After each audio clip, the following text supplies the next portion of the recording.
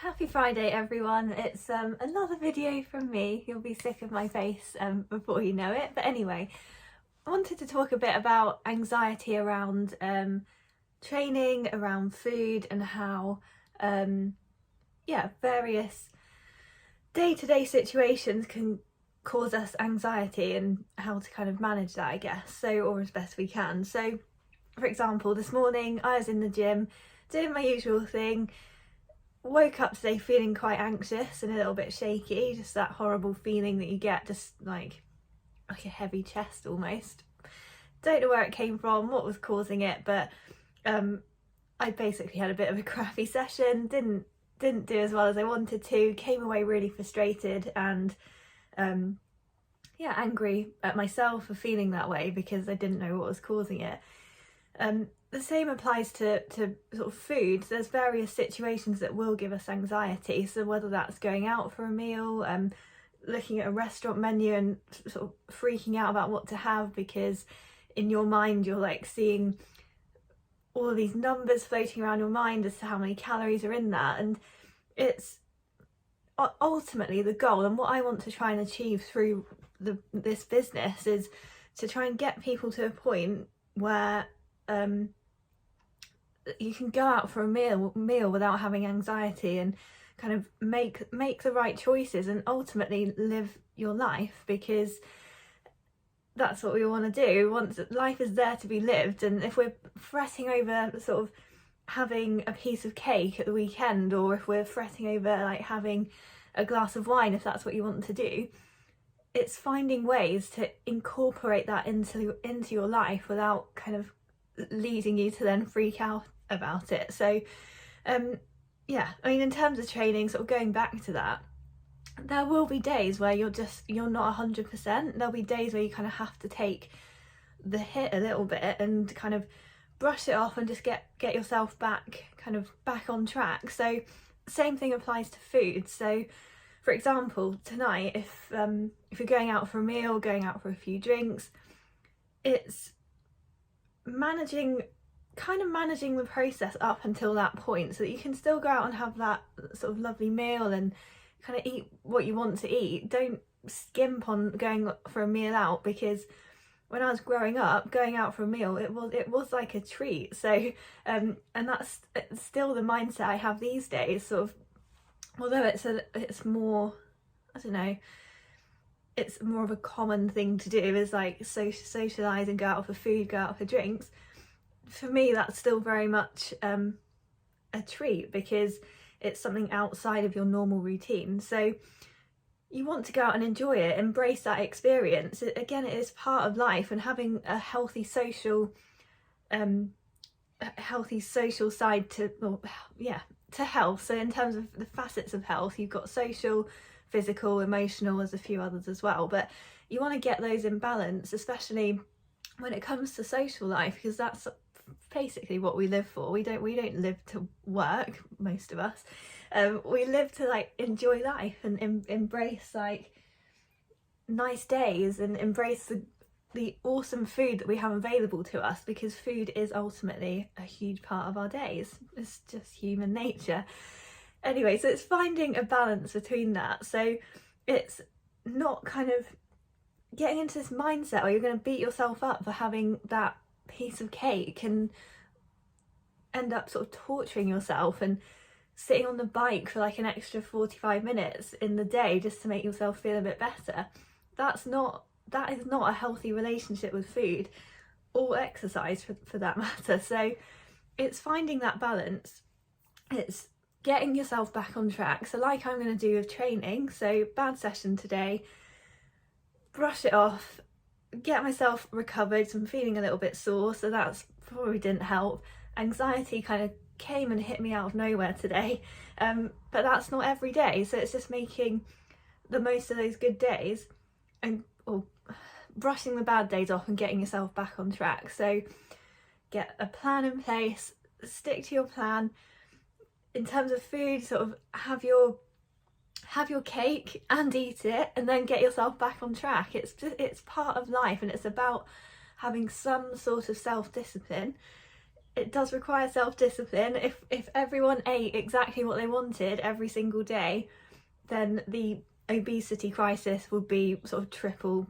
Well, everyone would be under that bracket essentially, because if you ate what you wanted all the time and did exactly what you wanted all of the time, that's just not really how life works. You need to have self-discipline, balance, kind of know the things that are gonna bring you joy. So do more of those things. It doesn't have to be anything big, it doesn't even have to be food related.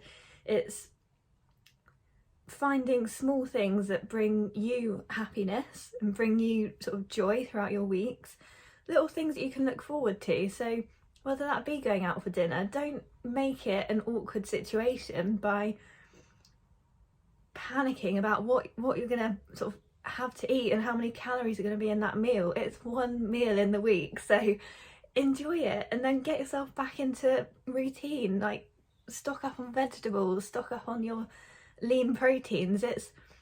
Life is about balance, and that's what we want to find ultimately. And it's moving away from the fact that one day or that sort of one treat, which I don't really want to call it, but if that's how people want to look at it, if you have that one treat, it's moving away from the fact that has ruined your whole week. But it's not just that, it's that you'll have one treat, you'll go on to the next thing, you'll raid the cupboards, you'll pretty much eat your house out of everything that has lots of sugar in, lots of fats, lots of carbs, all of the things that you would class as something that's not a health food as such. So it's moving away from that mindset that you've messed everything up and you just keep going, you just keep messing up, and then you beat yourself up, then you get yourself into this vicious cycle, and it's just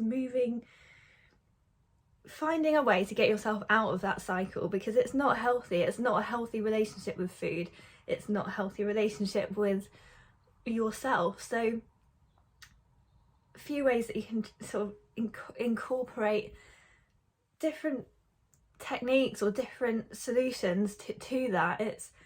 It's moving away from the thought that there's good and bad foods for a start, because there's not. Food is food, it's energy, our body needs it to function. It's having that meal out, maybe plan ahead what you're going to have so that you don't have that stress when you actually get into the restaurant or the anxiety creeps in. It's being able to do that and come away from there feeling satisfied, and then moving on, getting yourself back into normal routine. That's what it's all about, and it's just finding something that works for you. Anyway, I guess over the years I've sort of done various things myself, various diets, low calorie diets, photo shoots, which at the time that was the right thing. That's what I wanted to do. I wanted to get myself into the best shape I possibly could.